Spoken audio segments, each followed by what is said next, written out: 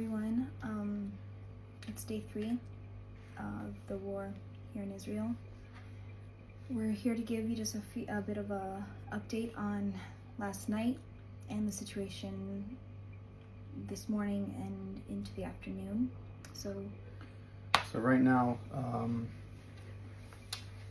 the numbers are slowly coming out from the Ministry of Health and from the hospitals. And right now, we are standing on over 1,000 Israelis dead, over 2,500 wounded, and there's an estimated 150 Israelis captured in Gaza right now. The IDF has called up over 300,000 reserves in emergency, declaring this time of war, and so they will be dispersed mainly to the north and to the south, to strategize and to slowly bring this campaign to completion. Israel is working endlessly to move the military to the necessary places. We've had reports of things happening on the northern border as well with Lebanon, rockets being fired, and there being live fire between the Hezbollah and IDF there on the northern border. So that's the current update of the situation right now. The IDF has been responding consistently through the night since yesterday, just flattening Hamas strongholds and infrastructure in the Gaza Strip, being very pinpoint, very precise, but they are being very forceful in the retaliation from the Air Force. And yeah, we just ask that you pray for the wisdom of the IDF. You pray for the government and for all those in leadership at this time. We know that we have many friends and family that have been called up in reserves. So also lots of believers as well. So we ask that you pray for them, that God would use them in each and every task that they have, that they would be a light in this incredible darkness, that they would be able to be a source of hope and of peace to the soldiers around them.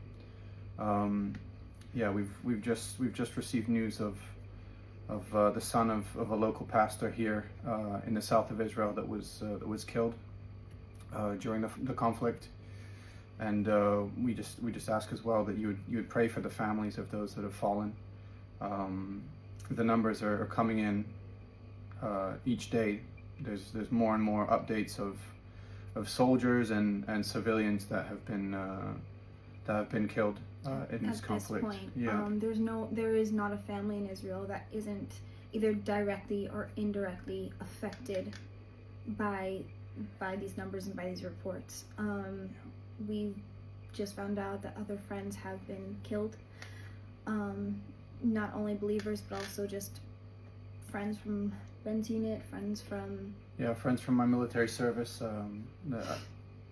There's no one who doesn't know somebody who's been affected or who was injured or wounded from these brutal attacks, and it's a very real situation that affects everyone here in Israel.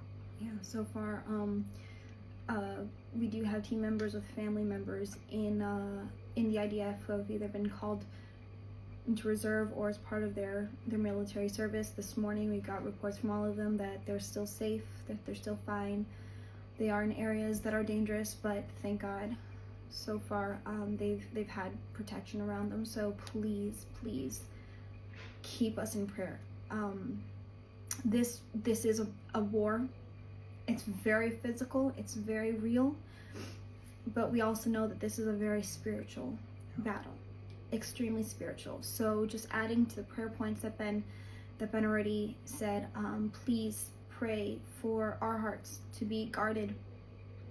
When we receive these reports, it's very easy to be angry, to hate, and to have that aggressive, it really is just a murderous spirit, and we really want to pray against that, especially over the people of Israel. Now is the time to turn to God. Now's the time to realize that there is a God in Israel. Now is the time to realize that he's the one fighting for us. So please pray for even testimonies to come out, because as we've seen so many times, and you can look this up, that especially in the wars of Israel, there have been miracles that no one can explain. And we're not talking about just believers or Christians. We're talking about secular Israeli soldiers seeing angels, seeing God's hand just move. And this has always been the testimonies that have come out of war in Israel. And we're praying for God's mercy and God's hand over Israel today, because we need miracles. We cannot put all of our faith into men and into our army, as blessed as they are, and as huge, as great a tool as they have been, that God has used and allowed to become so very powerful and wise. We know that comes from God, and we as a people need to turn our hearts back there. So please pray for Israel. We need our hearts turned back to God, and we need God's hand active in our land as well. Economically, Israel is about to face great hardship. Everything in war, especially this war, everything's shut down at the moment. No one's leaving their house. That means even our jobs, we're not going to work. Our jobs are either put on hold, or our, let's say, tourism groups are canceled. So Israel is about to face economic need as well. So please guys, we need your prayers. Thank you so much for all the messages of love and all of the prayers and all the support that's been coming through. It really encourages us. Yeah. And so we'll keep updating and keep sending these videos out. Thank you guys. God bless your day.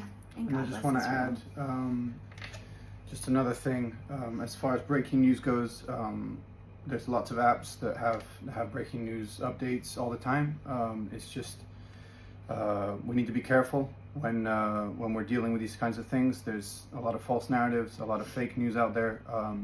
So my advice to you is to only use the verified sources, being IDF spokesmen and directly from the Israeli government. That would be the most reliable.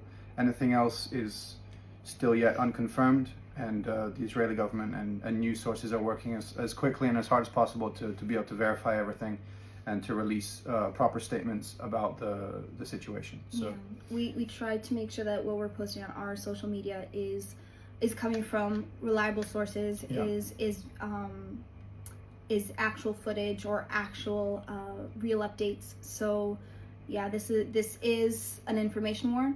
This is a psychological war. There's a lot of misinformation out there. So guys, please help spread truth. God bless you guys.